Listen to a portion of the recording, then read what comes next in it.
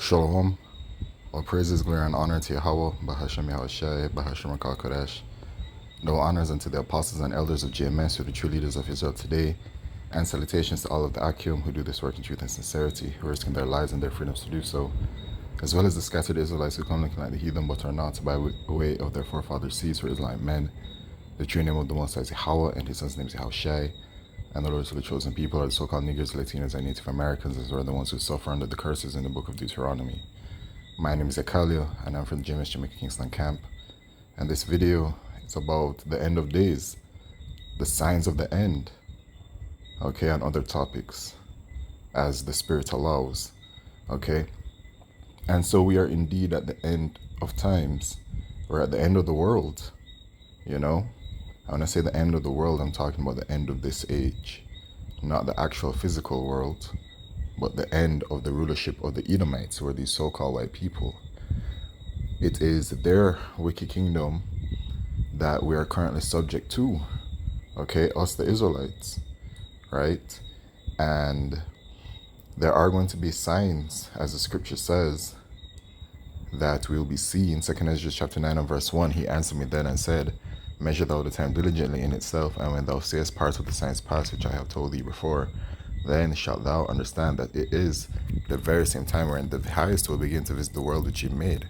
Therefore, when there shall be seen earthquakes and uproars of the people in the world, then shalt thou well understand that the Most High spake of those things from the days that were before thee, even from the beginning. For like as all that is made in the world hath a beginning and an end, and the end is manifest. The end of the world is manifesting.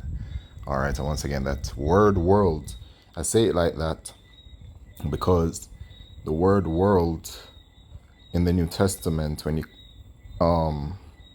look at it by way of the Strongs, you'll see that depending on the scripture, it will show you a certain word. So the word world here is cosmos, right, which is talking about the Israelites, okay. Let's see where else we can find another, okay.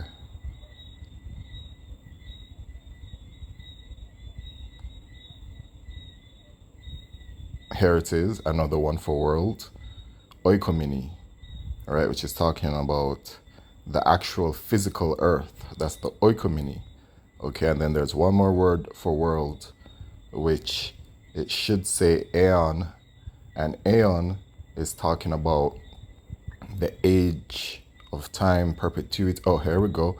Forever and unbroken age, perpetuity of time, eternity, the world's universe, period of time, age. Right? So when the scripture itself says, okay, for like as all that is made in the world hath a beginning and an end, and the end is manifest. It's talking about the end of an age. And we are coming to the end of an age. All right? Which is the end of the rulership of the Edomites.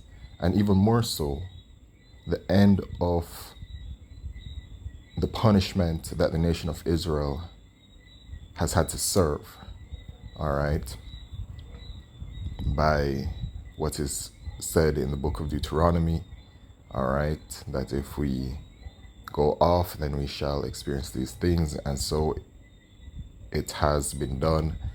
And now we are coming to the end of our final captivity, because this captivity, when it is over, the next rulership after this is the rulership of the Israelites. Yahushua is going to return and deliver the elect of the nation of Israel.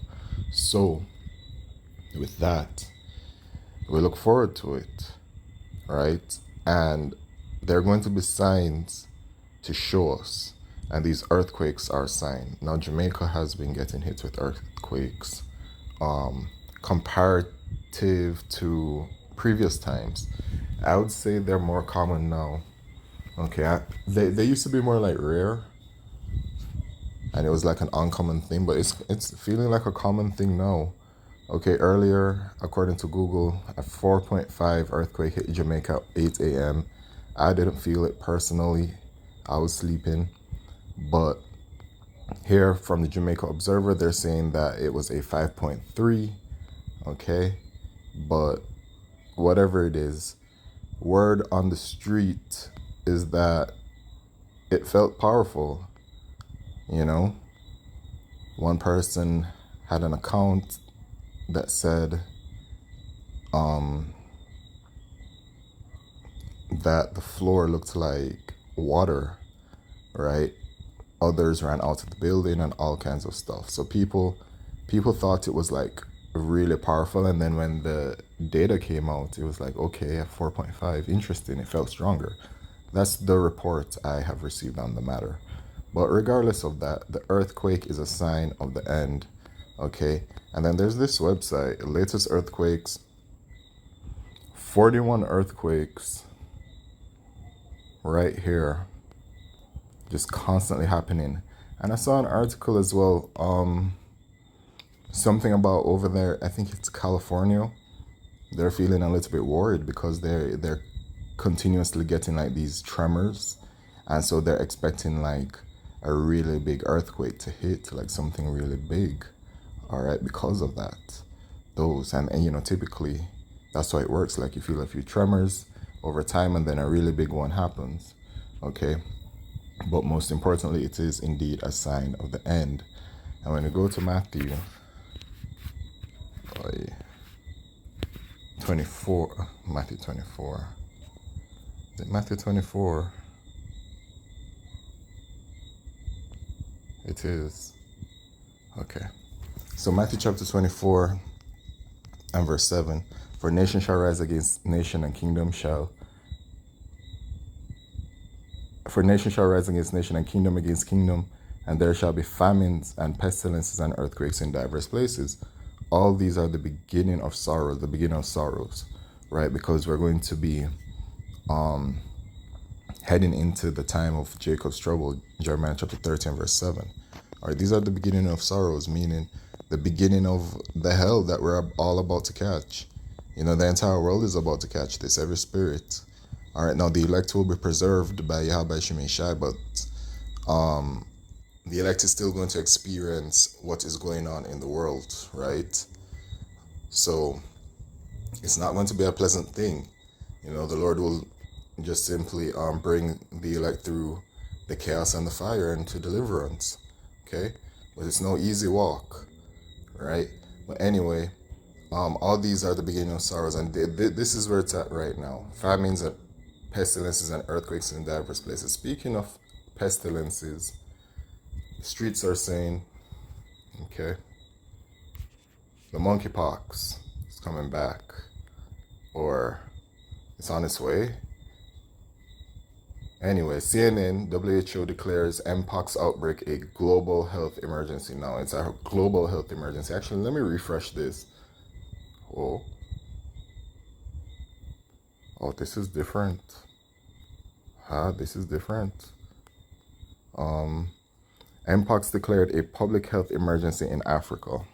WHO Director General, 2 days ago, 1 day ago, 13 days ago. Mpox travelers advised to consider V. Okay. So we've been hearing about these different pestilences, right? We've been hearing about the Mpox. We've been hearing about the bird flu. We've been hearing about the re-emergence of the worldwide situation that stormed the world in 2020. All right, we're hearing about all of these things. All right, so we're hearing about the pestilences, and we're seeing the earthquakes happening, and then the famine. Ooh, you know, the famine is well on its way, and it will most certainly bring a next level of chaos to what is currently occurring. But anyway, this is that on this topic, okay? We're at the end. And you know, for those of you that believe, hold on tight. Because the time is short indeed. At least that's what I believe. And though my idea of short may be different than yours, I still do believe through the Spirit that the time is short. Because it does say our salvation is nearer than when we believed. And it could be a couple of years regardless. It is short in the grand scheme of things. If you want to look at it that way, it's very short in the grand scheme of things. So just hold on tight and keep fighting. So that all praises, glory, and honor to Yahweh Shemei Shai, Basham Kakodash, Shalom.